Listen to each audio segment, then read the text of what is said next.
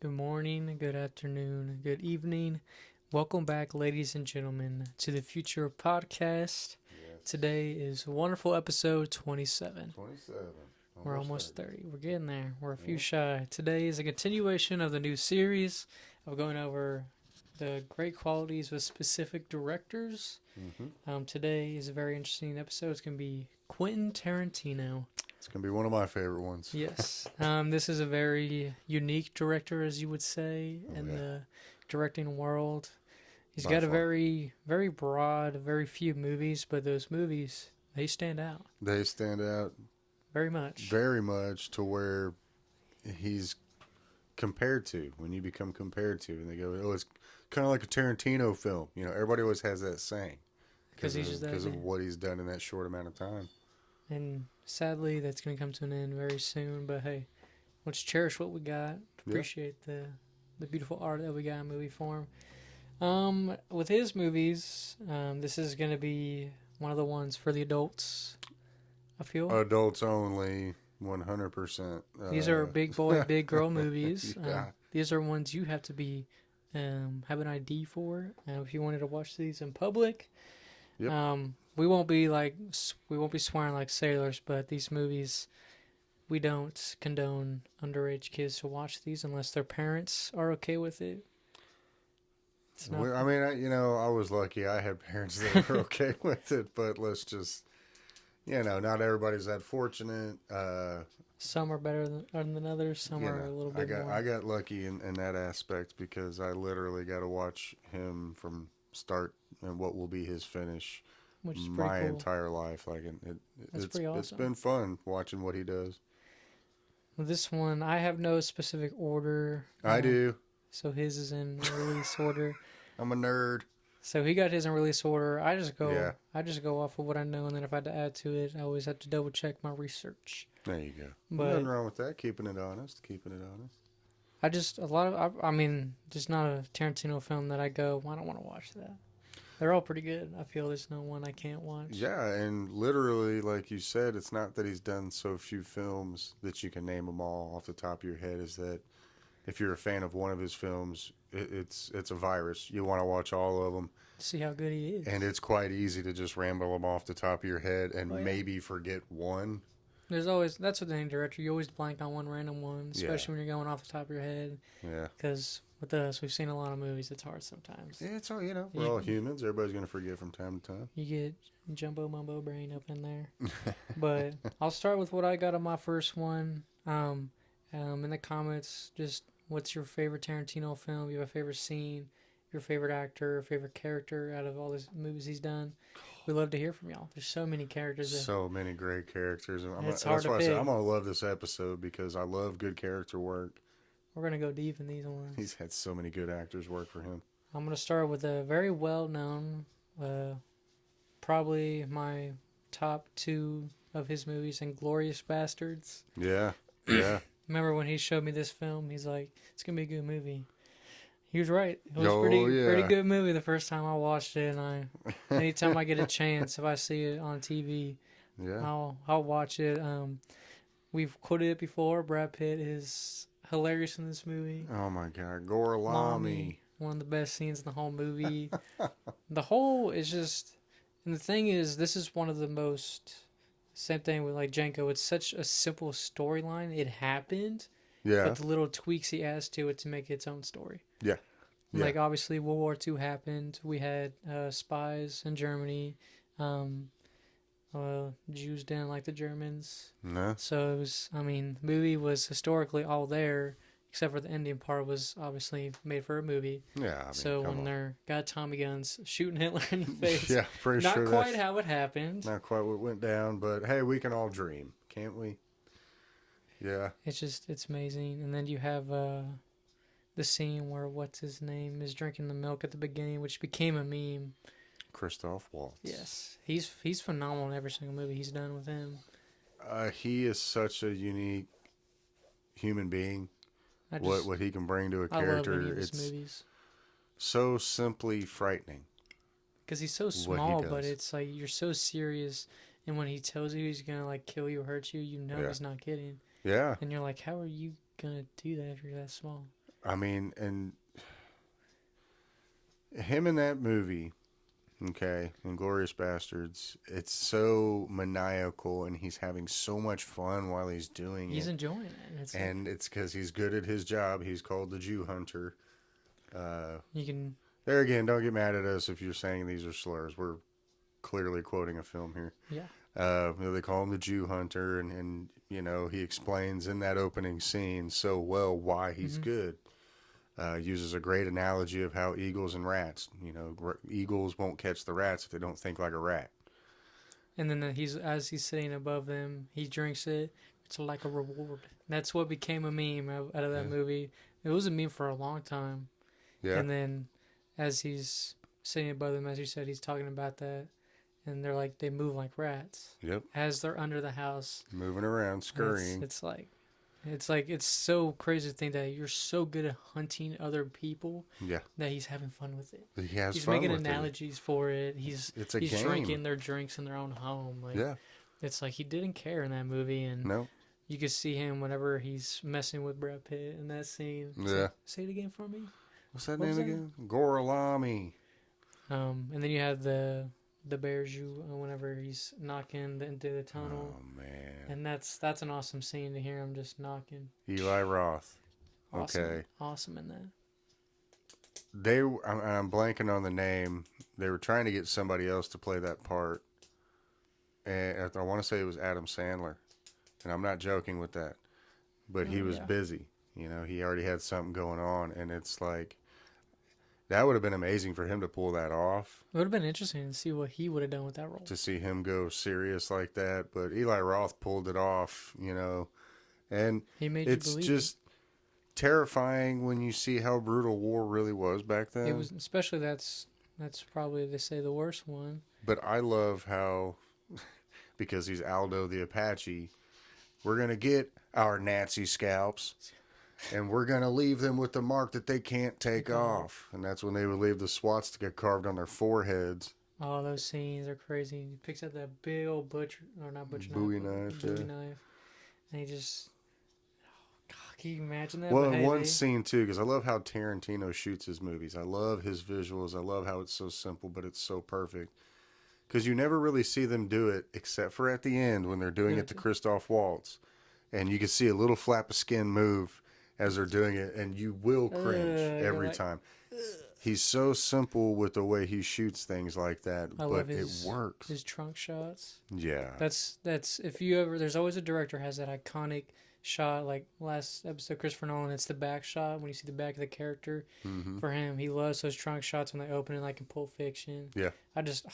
So it's like something so simple, but when like a lot of the scenes you see Brad Pitt standing over one of the Nazis Mm-hmm. and they pan up to him, it's just It's that visual of looking up. like you know? you're in the movie. Yeah. You're in that position. Like what would it be like if you're in that spot? I do believe that's the best work I've done yet. That No, movie it's a is- great movie. Christoph Waltz was great. I mean, Rotten Tomatoes 89, 89%. That was one of his best movies he ever did. As far as it comes to the fandom, yeah. you know, it really was. And I don't think a lot of people knew what to think of it when it was coming out. Because it's a war movie, and obviously Yeah. those are hit or miss. Those are either really good or they're pretty awful just because they take it too far extreme. Mm-hmm. With this one, he found the perfect blend of taking that a real scenario and just bringing in these unique characters to make it stand out. Yeah. And he casted it perfectly. Everybody, like, there wasn't one character like, well, I don't think he should have been No. in the role, but no, it was pretty good. What is it? The whole time we see the spies and they start catching on their accents, and like, that's how it would have been. Yeah. And that's where you start to get the fear factor. When they're in the bar and he notices that he ordered 3 drinks instead of 3. Because Germans had a specific way of counting to 3 on their fingers. Something so simple. And they would catch him. And yes, that's exactly right. I mean, it's realistic. That's what would happen. They're intelligent, even though we despise them because what they stood for. It wasn't a good thing, but No. they could see the small details. But like we mentioned many times, there's very few war movies that we watch. Mm-hmm. And that's one of them because Yeah. it's more of it's a Tarantino film. It's I don't count it as a war movie. It's a Tarantino movie. It's a Quentin Tarantino / Christopher Waltz / Brad Pitt film. Yeah, those three. You They know, did.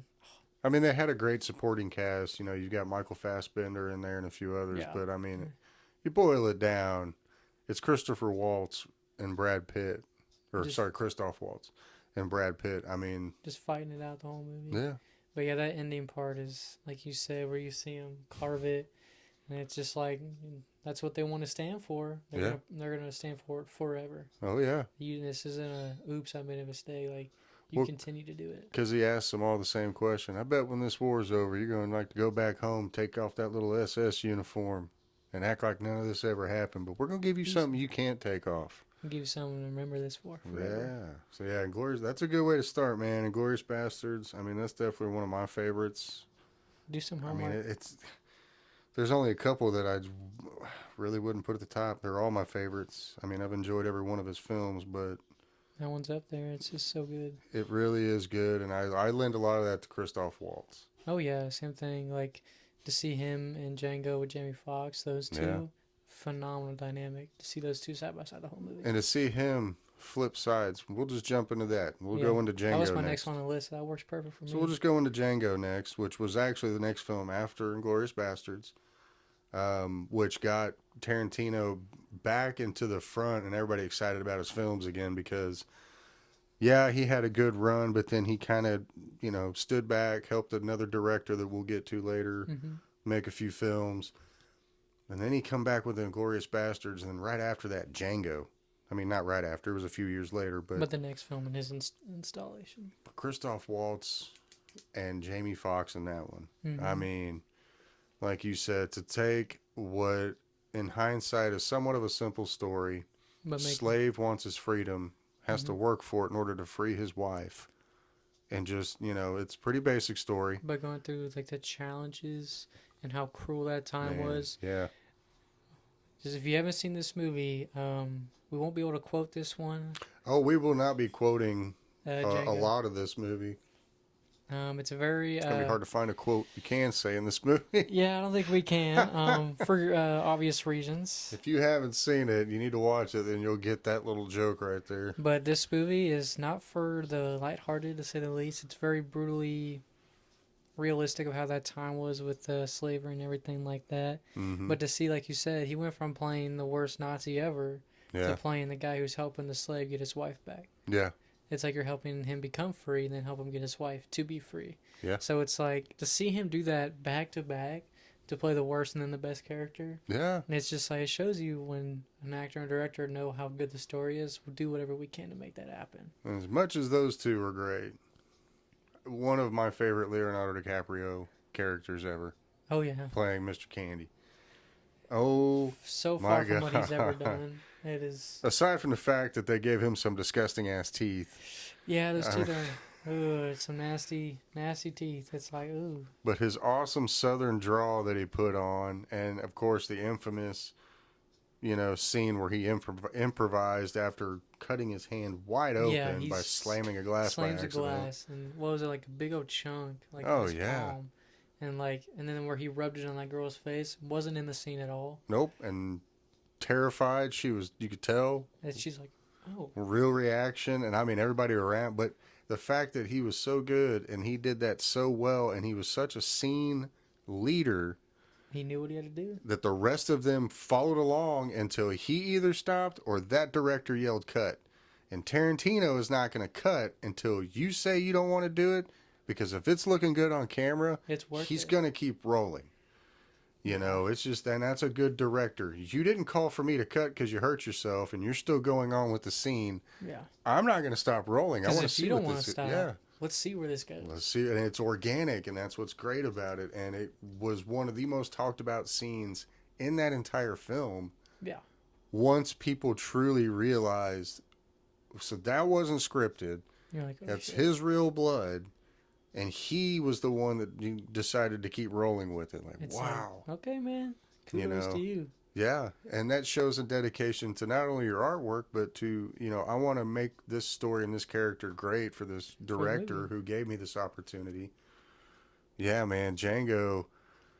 there again, I like westerns, and I love how he modernized a western. Basically, I'm not going to say it's a slave movie because that would be Well, he ironically just ignorant to loves. me. We But all know how much he loves spaghetti westerns. He's made yeah, that very clear. So this was his chance to do a spaghetti western, like in the scenes where they get shot and they fly 20 feet, yeah, like at the end in that big fight scene when Django's shooting all of them and they're literally flying, and he's using a revolver out of all things. yeah. So it's not like a shotgun point blank.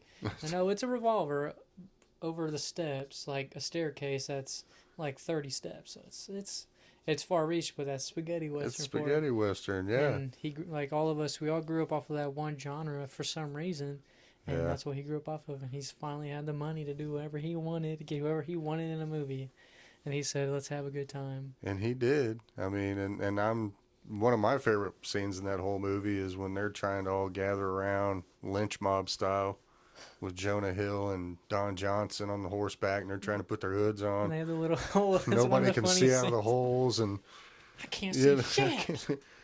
Well, she stayed up all night making these for you bunch of ungrateful SOBs. I'm just saying that maybe the holes were a little bigger. You bunch of ungrateful sons of bees. And that scene is just, it helps with the whole like it kind of takes away the tension in the movie Yes. because you need some of those, but the whole time it's like, man, I can't see shit out of this. Jonah Hill's spitting out of his eye hole, and it's Moves it over just. just to spit out his dead. Of course, Don Johnson. Well, it doesn't matter if you can see. It matters if the damn horse can see. All right. Well, if I can't see, I can't. I I can't can't ride steer the the horse. horse. Well, you know. That Yeah, also, that and Tarantino's good at that. He's got good dark humor to him, where he can break up the monotony and break up the drama for a minute and make it funny. he can, and you need Because you those know every you're now and about to then. get into another whole other aspect as soon as it comes back. Very dark scenes, yeah. Yeah. But that one, Django is one of the ones where if you say Tarantino, that's like so many people know that. Like when I say if I talk to somebody, I'm like, well, do you know any Tarantino films? It's either Django, Pulp Fiction, obviously that's a cult classic, and then recently Once Upon a Time in Hollywood because it's his most recent one, like his Yeah. newest one of the Yeah. eyes. But Django, no Tarantino person who's ever seen his films doesn't know what that is. I mean, and it was such a big deal when it came out because, I mean, It's a risk that kind of movie where you do that yeah. time frame. No matter what kind of genre you make the movie, it's probably the biggest risk you can take. But he did it with World War II, which was a very big risk to take. Yeah, because I mean, you're talking about a pretty sticky situation with the Nazis and the Jews, and now you're talking about slavery and the amount of the use of the N word in that movie is It's heavy. astronomical. It's heavy. You're gonna have to get comfortable with it at one point if you're gonna watch the movie. That's how the movie is. But You will cringe at first because the way they use it so many times. But I mean, that's unfortunately that's how it was at those times. yeah, can't do Unfortunately, nothing about that. But but I mean, Jamie Foxx. We'll get to the star of the movie now. oh, dude. Jamie Foxx, he stood out he stuck out great. There wasn't a bad scene with him in it. No, To see him, he's trying to help the slaves, but if he gives away that he cares for them, it throws it all away. Like that scene where they're going to see Candy, and he's gonna go help free his wife. mm-hmm. The scenes where the slaves are walking, they're looking at him, and he literally is like, he starts arguing with them. He's like, "Get your eyes off me!" Yeah. And it's like obviously he doesn't want to do that, but he has to. He has to do what he hates the most to save the woman he loves. Yeah.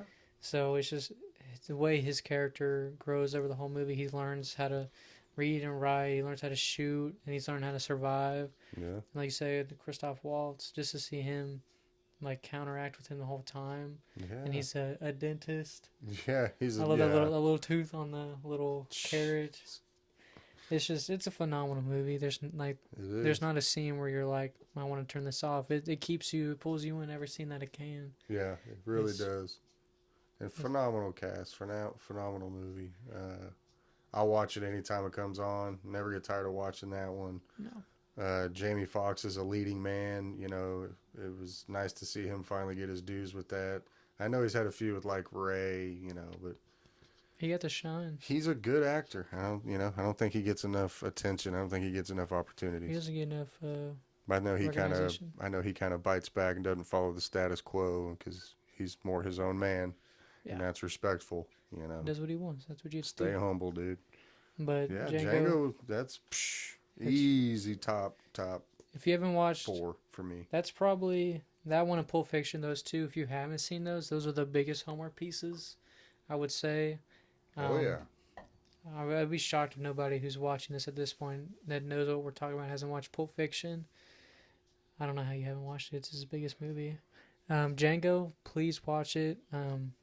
Not make sure the kids aren't in the room, please. Yes, please, please, please. This is please, one of please. those ones where we make it very clear this is not a kids movie.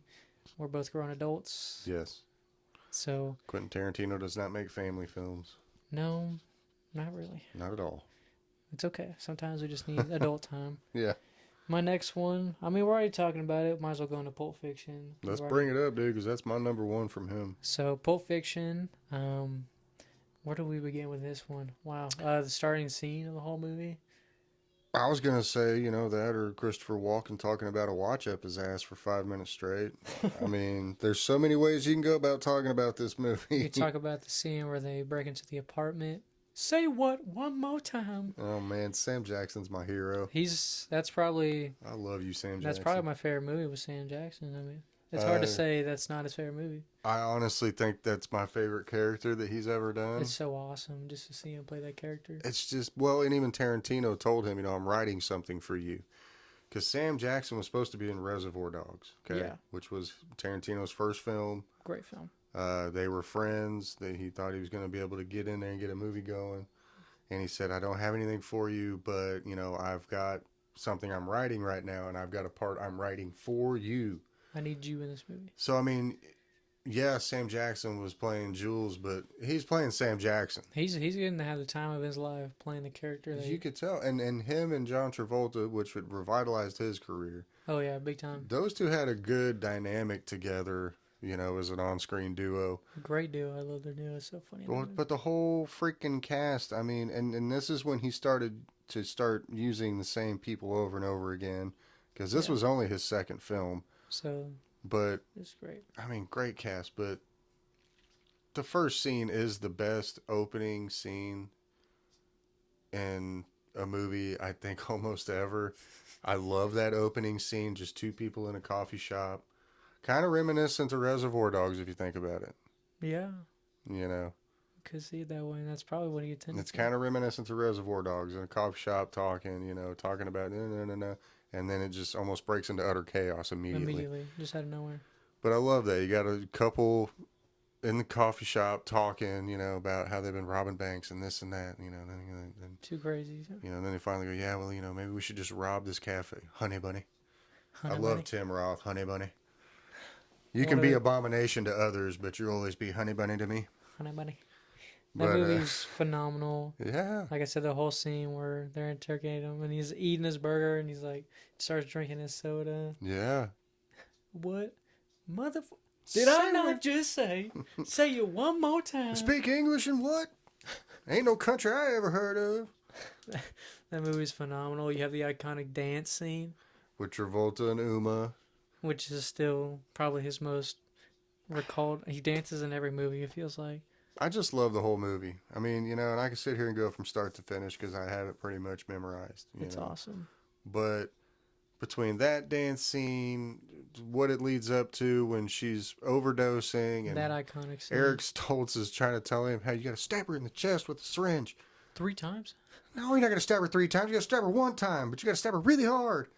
And that, you know, the most fun fact, I just love it how that shot's in reverse. Yes. Because he couldn't actually stab her because that hurt. That would hurt. So they do in reverse and he pulls it out, and that shows you how low budget it was and everything like that compared to what his newest ones are. That's Tarantino's masterclass, though, is he can make art out of nothing. He figures it out.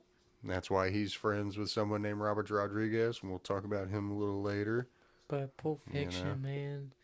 Just, it's so phenomenal. Like you said, Travolta, just all of his scenes are really good in that one. Yeah. Where they have to change clothes. And that's where they open up the trunk, the iconic shot. I just love how when Sam Jackson's in the cafe and he opens up the briefcase, you just see it glowing on his face. Mm-hmm. And that's where the guy sits down. But yeah. I love it again, full circle. Full circle. Like Reservoir Dogs.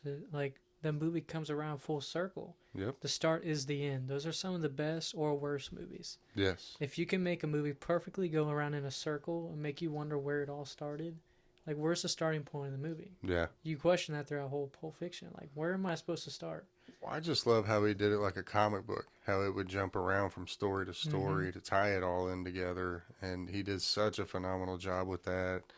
You know, I love how he would break it. He does it throughout a lot of his films. Where he break chapter one, this, I love, chapter two, this. I love that. You know, and it's just some iconic scenes. I mean, just iconic. I mean, we're not going to talk about the whole Gimp, you know, and the pawn shop. We won't go into that scene because, just saying, I think Travolta might have wanted to have that scene. But any hoozle, Yeah.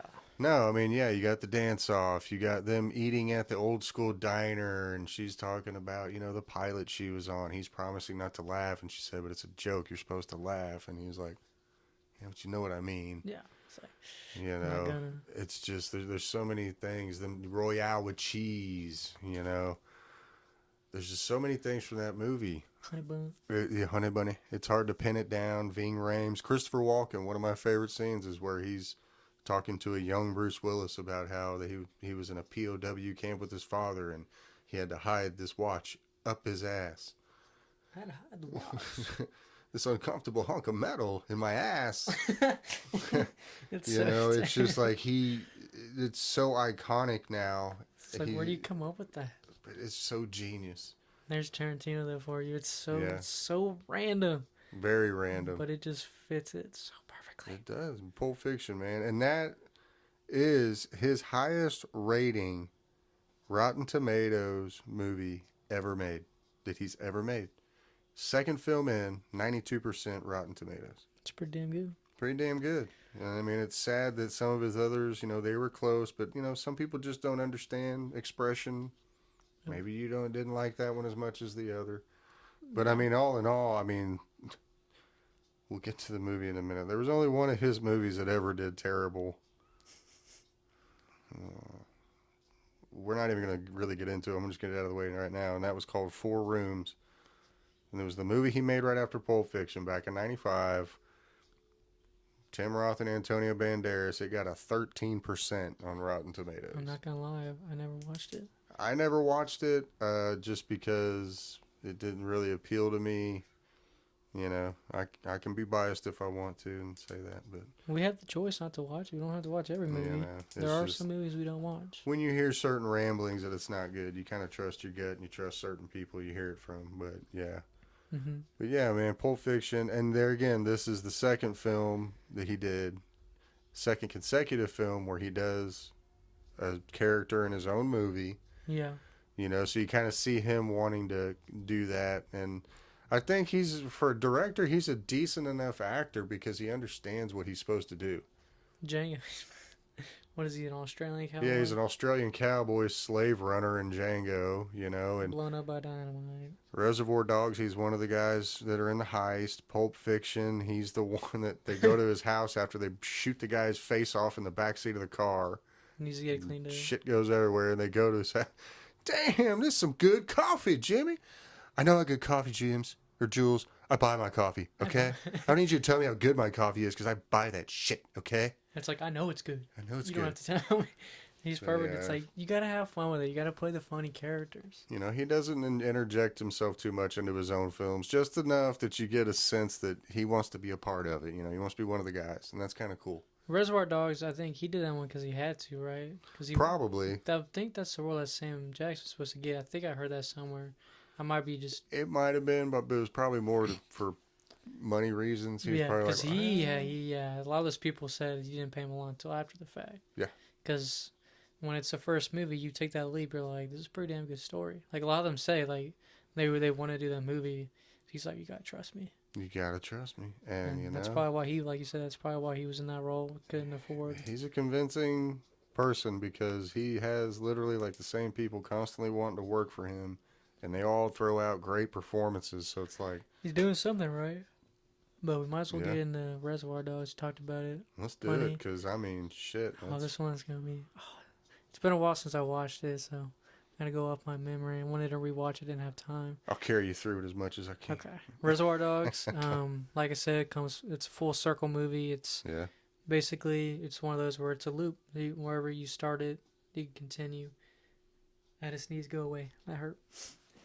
But it's an awesome movie that keeps you guessing the whole time. Oh, it definitely does. Trying to find out what's going on. Yeah. I love the way it's shot because some of those films, like I hate when movies try to seem like they're indie films when they're not. Mm-hmm. But when it's a true indie film, when they have $30,000 to work with in cameras and that's all they have, not $1 million per camera, Yeah. you can tell they're working with every scene they got. Yeah. And they're making it work. They got a limited amount of takes, Mm-hmm. a limited amount of time. They don't have a lot of screen time. No. So you got to make it work. And Tarantino, they did that perfectly. And I think that's where he has a good job of picking actors that 1-2 take type actors. You know, yeah, method actors are good. And okay, I get it. Yeah. You know, you're a perfectionist, this and that. But you're supposed to be a professional actor, and I should be able to get the point across to you, or you should be able to read the script a couple times. You should be able to get it across. Mm-hmm. And yeah, man. I mean, Harvey Keitel, Tim Roth, Steve Buscemi, Oh, yeah. Michael Madsen, Chris Penn, and then of course Tarantino himself. I love how they're all dressed the same. I love those movies where it's like mob movies and stuff like that. Yeah. Those are always my favorite movies just because it runs in the blood. Yeah. And stuff like that. But to see them all wearing those suits, and then just to see it, you just immediately see it go downhill. And then of course the icon, you know, you're Mr. Red, Mr. Green, Mr. Pink. Why do I gotta be Mr. Pink? Like, dude, just go with the color. You're man. pink. Nobody else is pink. You're pink. You know, It's like I just love it. They get colors. You're bank robbers. It's a heist. Your colors. It keeps it easy to communicate. but then it goes south, and then they start telling each other who they really are. And you have, I forget who it is in the movie, but he's like, you can't tell us your name. Yeah. It's like, don't tell me who you are. Nope. Because then if someone hears you tell me who you are, then they're going to come after me next. Yeah. It's like, that's the biggest thing when it comes to my movies. You don't want to know my real name. No. We You have don't. code names for a reason. We're not supposed to. There's a reason we have a code name in the first place. Yeah. Think about that. But I just like the way they're trying to figure out the situation the whole time they're in the warehouse. Yeah. They're trying to figure out what to do. One of them's bleeding out. And it's just, it's the best clusterfuck you could ever have, I guess. It's Well, and then you have Michael Madsen's character who comes back in, and he's just going to torture the guy that he thinks is the rat that turned on him and snitched on him and whatnot. And yeah. the iconic scene where he's just playing his song and dancing around. He's cutting him. And it's like, oh, no, that's when he had the cop. Yeah, because the police officer stumbled upon him. Yeah, but just you don't know who to trust. You don't know That what's movie, going you on. don't- Nobody in the movie knows what's going on, so that makes it even more. I don't think Tarantino knew what's going on. Probably not. He's like, y'all just go do stuff in front Like, of the camera. I'll figure it out after the fact. We're just going to keep rolling. Post-production will figure it out for us. But what yeah, he's man, Harvey Keitel did a great job in that one. Tim Roth again. I Yeah. love Tim Roth. I think he's very underrated. He's done some great movies. Oh, he's got some good ones under his belt. And Reservoir Dogs is one hell of a way to start your movie career as a director. Rotten Tomatoes 90%. Yeah. I mean, start out the gate with an A. It's hard to, Wow. and then following up, it's Yeah. like an A+. It's just, but that showed people in Hollywood that, I don't need a big budget. And I don't need, all these sets and all this other stuff. I need good actors, I need a good script, and I need you to leave me alone and get out of my way. Like most of the movie was in the warehouse. Mm-hmm. It's like they didn't have a lot, and they had. A couple car scenes. Wasn't one of the cars actually Tarantino's? I'm sure it I was think one one of of the them was actors. Yeah. I think one of the vehicles, like most of the vehicles, like those are most of their vehicles, because. Well, they had to wear their own clothes. Yeah, they bought their own wardrobe, Yeah. so you can't mess that up. Nope. So it shows you it's so low budget. It's like they have money for the cameras and they give them like the bare minimum they could pay them. Yeah. So, but for it to become what it is now, it's definitely one of my favorite Tarantino films, without a doubt. Oh, absolutely. And if you haven't seen it, you need to see how the genius began. Oh yeah, Because it almost makes the rest of his movies make sense the way they are shot. You're like, You have to understand them Like, first to get to the wow. rest. Like, now I get where, yeah. So, yeah, Reservoir Dogs, I mean, So good. definitely probably one of my top three. It's so good. And there you got 3 movies homework now. Django, Man, Pulp Fiction, Reservoir Dogs. we got a whole list of homework here. Yeah, Homework ain't over yet. Hold on. y'all gonna be busy for a Take couple some hours. notes. You're gonna be busy for a couple days until we get to the next episode. How about that? Where you want to go next? There's this next one. We got any direction to go now? Well, I say we can knock out 2 birds with 1 stone with the Kill Bill Yeah, get them both. movies. We'll get them both Because, I together. mean, it's essentially the same story, continue one that's why called a sequel, huh? Oh, But not all sequels continue the story directly. This one, literally, the story picks up as it, which is hard to do. continuing. But it's just Kill Bill Volume 1 and 2. Holy hell. You want to talk about like the very like obviously we see a lot of movies with all female cast, but for Tarantino to make it this fucking badass, Yeah. like he made you like, okay, damn, dude, you can make it work if it's done right. Because Yeah. sometimes they're cheesy, but the first one, Gates, it comes in kicking, Oh, it does. and it puts you. I mean, the whole wedding scene. You talk about a brutal, brutal way to introduce some bad guys. Yeah, Kill a pregnant bride on her wedding day in the church. that's pretty bad. Well, yeah, you're knocking off all the check marks for God right there. Going, yeah, don't do that either. Yeah, Not don't supposed follow to do the that one either. don't That's follow not good either. not good at all. But Yeah, I'm blanking on her name, the lead, but Uma Thurman. there we go. I'm bad with names, like I tell you all the time. But she is phenomenal as the lead. Mm-hmm. I love the iconic scene where the lady with the patch on her eye. That would be Daryl Hannah. Yeah, there we go. I'm full of useless information, But when her whole whistle scene, the iconic whistle scene, is which I can do, but I won't do because I don't want to bust the microphone. yeah, that would be loud. But it's just that whole scene's awesome. It's a phenomenal movie. It's very rare you see a man in the scene, but at the same time, the women he picked, the actresses he picked for the movie, Yeah, they carry their weight. They know they like did. this is a Tarantino film, and they're like understood. They trained hard. Daryl Hannah, Vivica A. Fox, and Uma Thurman, and Lucy Liu. Can't forget Lucy Liu. They all trained hard for this one because a lot of fight scenes, and there's not stunt doubles. You can tell there might be strings, and there might be very well timed choreography, But it's them. but you can tell it's them in almost every single fight scene. And it's like the whole trailer scene where Uma's fighting Daryl Hannah, the one with the eye patch. Yeah. And they're in the trailer fighting. Like that whole scene, and she plucks the one eye she had left out. And then you see her just going nuts because she can't see. And it's like, The whole kitchen man, scene yeah. when they're in the middle of killing each other, and the daughter walks in and Hey, honey. hey, and then they get back to fighting. That scene is crazy. Like they like it shows you like the environment. Like they were destroying everything. Like in the Yeah. living room, picks her up, drops her on the table of Yeah. glass, and just like oh shit that hurt. And then Yep. you get back to fighting, and they're in the kitchen, destroying the kitchen, and man, the fight scenes throughout the entire movie, like They're intense. it's pretty badass. Like they get into it every single time. Well, besides spaghetti westerns, Tarantino always loved old samurai movies. Oh yeah. Well, and so this was right up his alley for that too. He got to check another one off the list. Wait, when you can do it, do it. Hey, and if you can do it that good, make 2 of them. Please, And that's yeah. what he did. But the whole scene where she's sitting with him and hits him in the chest, that scene, it just makes you go, ow, And he dude. gets up, tries to act like he's gonna walk it off, and then just, falls over dead. And she killed Bill. Spoiler alert. I know, it's almost like it's in the Yeah, night. well, if you're still watching this podcast, I'm sure you've watched all these movies or most of them. Yeah. But yeah, This came out a while ago, so I'm surprised you haven't watched Kill it. Bill Volume 1 and 2, I love how it does jump around a little bit, much like he did in the same vein with Pulp Fiction and stuff. It jumps around It slightly. makes and, you go to each scene, like, Yeah. not know what you're going to expect, and it really drags you in. Yeah, and it explains each character pretty well. That way you understand, like it. The amount of times we go, like, I love it because that's how comic books are, where you meet a new character, Mm-hmm. you got to go to the backstory, you got to find out what happened to him, bring him back, and Yeah. then we get into it. Yeah, and that can either be really good or really bad. But the way he does it in these Kill Bill movies, Oh, he did a great job with them. and then that whole scene where she's in the coffin, Oh where she's man, actually boom, in the coffin, boom. Yeah, she's actually doing it. The whole scene, she's got the lighter.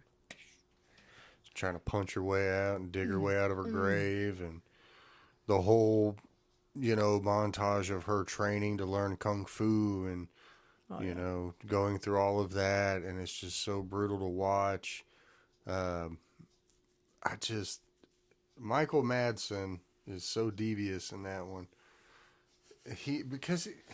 I love him as a bad guy because he's just so calm, cool, quiet, just chill. you don't expect him to be this But he's terrible person. so just psychotic. He just buried her alive, like What do what are you gonna do now? I'll put you in a big box old under the dumb sand. hillbilly as they call him. But yeah, I love watching those if I just want to watch a ridiculous action movie. Because they are. I mean, obviously, his movies are actions over the top, and that's what makes him a Tarantino film. Yeah. Like, it's so over the top. Mm-hmm. I think Once Upon a Time in Hollywood's like his only one that's not as over the top. And that one was more story driven than Because action. it's a story. Yeah. But his action movies are like, obviously, Reservoir Dogs, he couldn't be as over the top as he likes, because it's his first one. Yeah. But, But even one, still, I mean, it was pretty bloody, the scenes, the things were happening, yeah. Like, you have this one, Inglourious Basterds and Django. Like, he wanted to be over the top, and now they stand out as his best movies. Yeah. So it was worth it in the long run. At first, I'm sure he got flack for it when they came out in the movie theaters because everybody. They always give him flack. And then 3 years later, they're like, "Oh my god, it's such a phenomenal film." It's like, yeah, we know. It's good. We all like them. But Kill Bill, those movies are phenomenal. Like you said, awesome action, samurai, phenomenal female leads throughout the whole movie. Mm-hmm.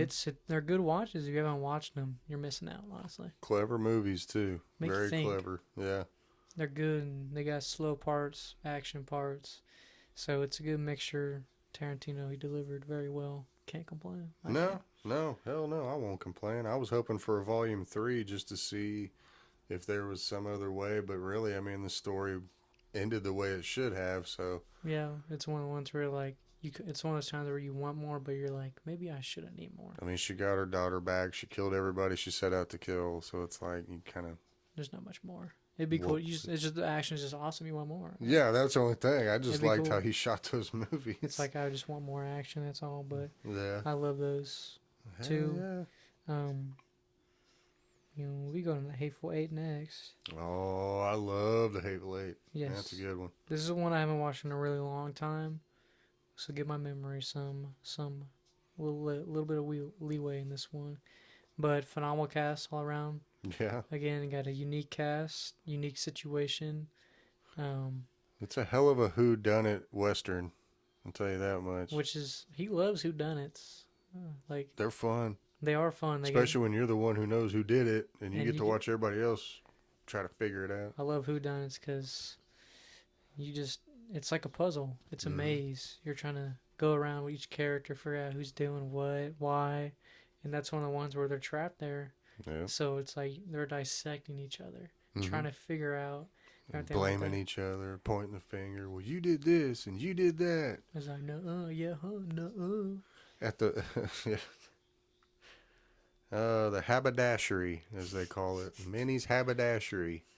Yeah, Hateful Eight. It's a great western. Sam Jackson in there again. Gotta love him. Kurt Russell. Kurt Russell was probably one of my favorite people in that movie, just because the way he's treating his prisoner the whole time. But there again, whole cast, great cast, but just there again, simple story. They're just trying to take a prisoner to another state, and they're trying to beat a blizzard, so they stop off in a haberdashery or a small inn, to people who don't know what that is. And they were just going to stop in, try to beat the blizzard, get some coffee and some food, hopefully. They have no idea what they just stepped into. No idea. And it should be a simple story. It turns into a huge plot twist. Can't trust anybody. Violence.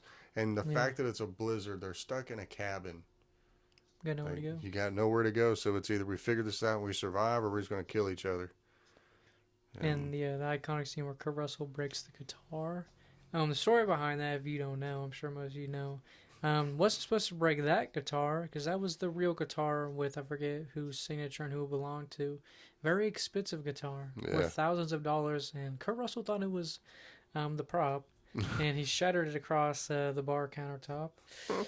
Later to find out, they were all like after the scene when you see like that girl that's right there, how shocked she is when he's doing that because she knew Yeah. you broke a like the guitar was worth like $10,000, something like that. I don't doubt it. If And it was it's signed like by anybody worth a damn. that's going out of the paycheck. Nah, he's Kurt Russell. What are you gonna do? He's He's got cool, enough. man. He's got enough money. Oh He'll yeah. be fine. He'll be fine. But I love the movie. I love it. It's slow. It's methodical, and it's a great whodunit, great mystery movie. There again, once you watch it after the first time, it's easy to figure out who did it. But yeah, Yeah.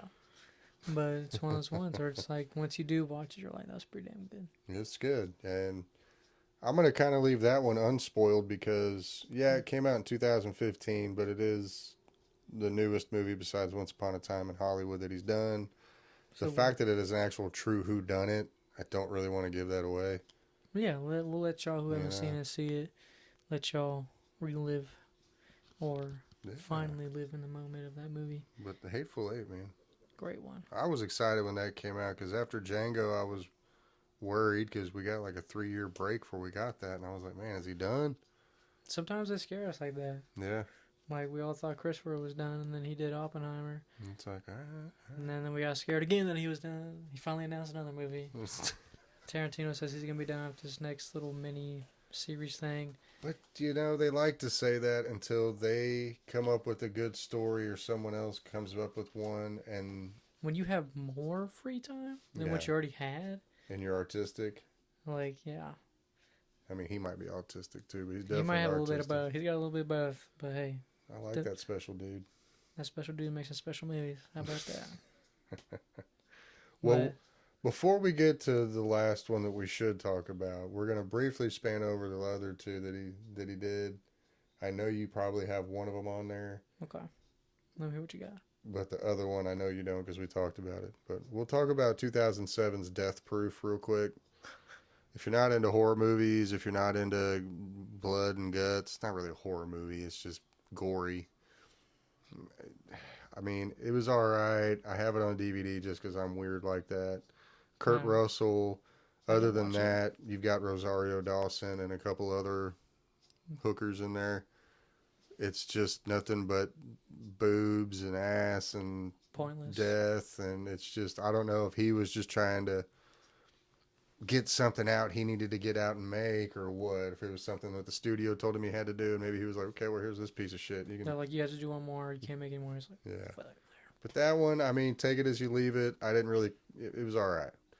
The other one, which you might have on there, was 97's Jackie Brown. No, I have it on here. Okay. That one was a good movie.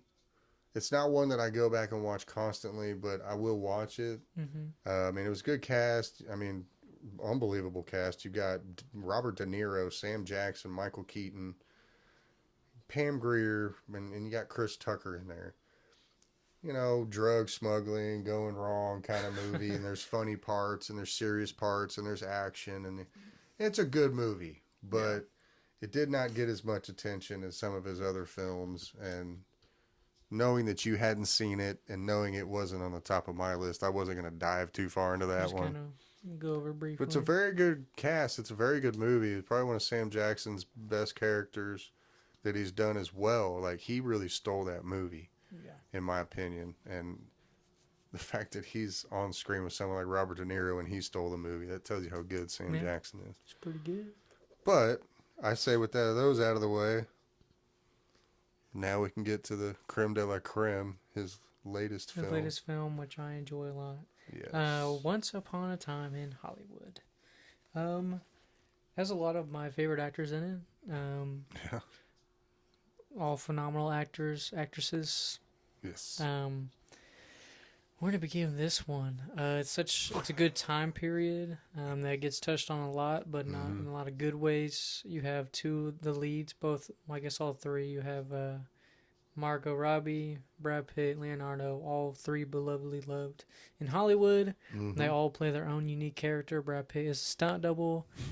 Leonardo is a struggling actor, Yeah. which is almost touched on himself there because he was struggling for a little bit, but hey, Yeah. he Yeah. picked himself back up. Yes, he did. So he got to have fun with that. Brad Pitt, literally, like, you just get to play the dude who works out and gets beat up. Yeah. And then we got Yeah. to see a version of Bruce Lee in that movie, which that scene. Did not go over well with the family of Bruce Lee, but No, I enjoyed the scene for what it was, even though I'm a huge Bruce Lee fan, and I know that in a million years would never happen. but it's cool to see because it's very rare when we get to see Bruce Lee in a movie. Yeah. So it's cool to see that. If I hit you, My hands are registered lethal weapons, and I will go to jail if I accidentally kill you. so don't hit me with your hands. What do you say? Well, that's for anybody. It's called murder. Yeah. I like how he's drinking the milk out of the carton. And I love how he doesn't give a shit the entire time. No. He lets him hit him. He hits him first. And he's like, all right. Try that again. And then he doesn't. Throws him into the car and puts a dent in it.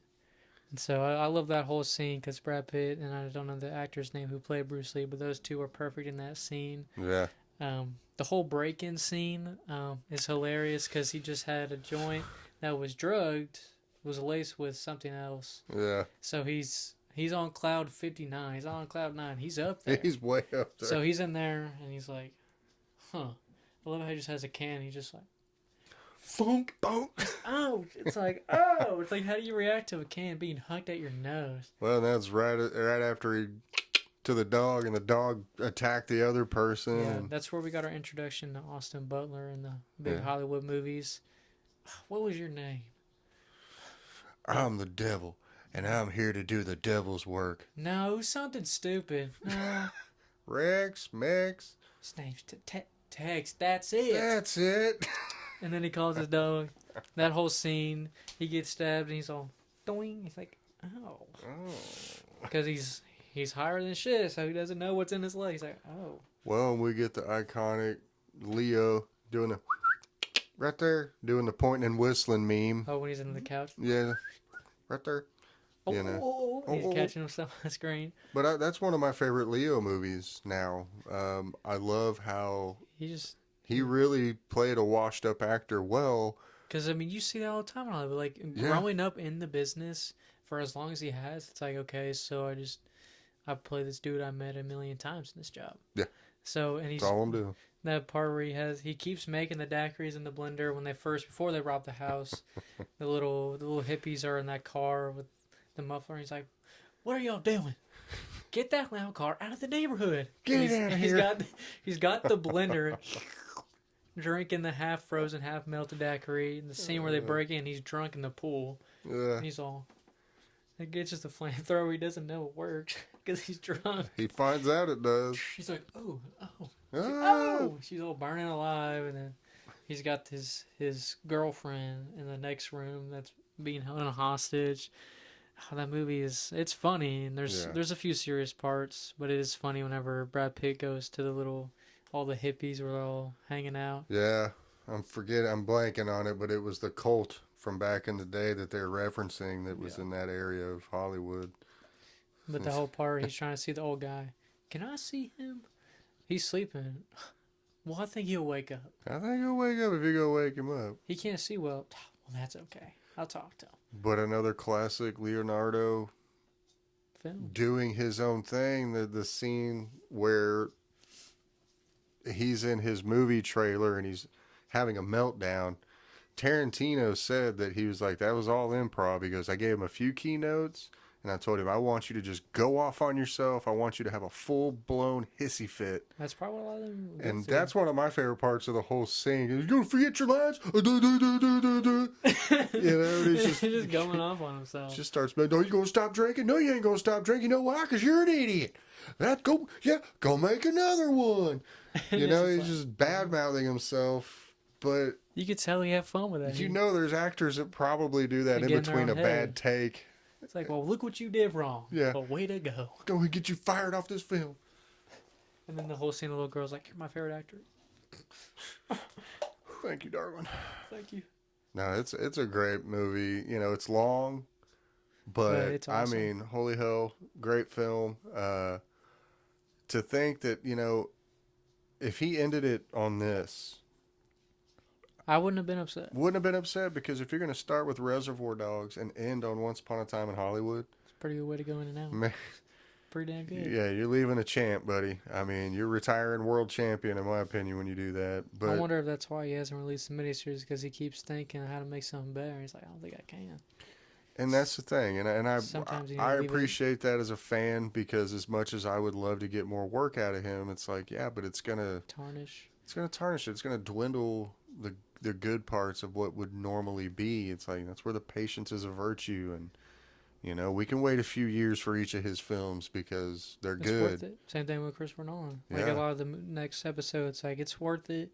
Like we mentioned before, but we don't want to wait. But it's so worth it when we do wait. yeah. One of my favorite scenes in the movie is when the little hippie stabs his tire when he's at the little camp. He's like, "We'll change it." Fix it. Well, no. What's he do? He punches him in the head, Yeah, punches him in the face, breaks his nose. We'll fix it. fix it. That's Throws my the boss's car. You're gonna get me in trouble. And the guy's got in there changing it, and they're all watching. He's just sitting there watching. It's like, well, don't fucking stab my tire then. Yeah, don't puncture a hole in my tire. So I just love that film. It's a great time frame, the '70s. You got Brad Pitt, country folk who's not supposed to be in the big city, so it's like he doesn't follow by their lifestyle, Not and at he's all. just like questioning everything. He's like, why are y'all living like this? Yeah. Like when all the hippies answer the door, and he's all, okay, All right. can I speak to the guy in charge? He's sleeping. It's like, are y'all supposed to be here? Yeah, we're friends of him. All right. All right. So that's a no. And then the only other thing I saw was that he helped direct Sin City. Yes, he did Um, help Frank Miller and Robert Rodriguez with that one. We can briefly talk about that if you want, just because it is literally a comic book in a movie form. I mean, it's Frank Miller's. Yeah, it's from his pulp comic, and what they did with the green screen and effect on that one, and way the whole cinematography on that one is insane. It feels like a real life cartoon. If that makes sense, because Yeah. it's so bizarre. I love to see like the dark and the small color Mm-hmm. effects. Everybody, what's his name, Elijah Wood. he plays such a weirdo. Oh man. If you want to see Frodo be the weirdest little mofo you ever seen in a movie, like I won't give out what happens to him, but he smiles the whole entire The time. whole time. But you also want to watch it because these are going to be the most comic accurate characters you've ever seen be put onto a live action movie. They did perfectly. I mean, they made Mickey Rourke look exactly like the person he's supposed to be playing. Same with Elijah Wood. Yeah, All of them. I mean, they made them look Bruce Willis as well. They messed him up a little bit, made him look just like his character. it's just perfect. I don't care for the second one. Not a lot of people do. Nah, not a lot of people But do. the first one, man, when he finally showed me that movie, Mm-hmm. Well, he likes working with Robert Rodriguez. If you don't know Robert Rodriguez, indie film director from down in Mexico, he did El Mariachi. mm-hmm. It got him some fame down there. Made that movie with like $12,000 or less. Movie Okay. world, that's like $10. Yeah. Well, Tarantino loved El Mariachi and decided, I want to help you. And helped him do Desperado with Antonio Banderas, Salma Hayek, and Tarantino himself. Yeah. Plays a little cameo in the film. Yeah. Worked together with him again on Once Upon a Time in Mexico, Great movie. which is an awesome movie. Phenomenal. But it's just, he likes to help. And he loves people who... He's trying to help because that's where he was at one point. Yeah. It's not fair for you to get all the glory and fame and not share that. Yeah. It's like, obviously you don't want to like you don't want to give all your credit, but it's like I didn't work on it myself. We stood side by side. Like Sin City, he doesn't take the credit for that one. No. He's not like, yeah, I directed the whole thing. It's like he helped because he stood in parts where it's like, oh, you can do this, this, and this. Yeah. It's like that's a good thing to do. It's a colleague. Do this angle and do that, and yeah.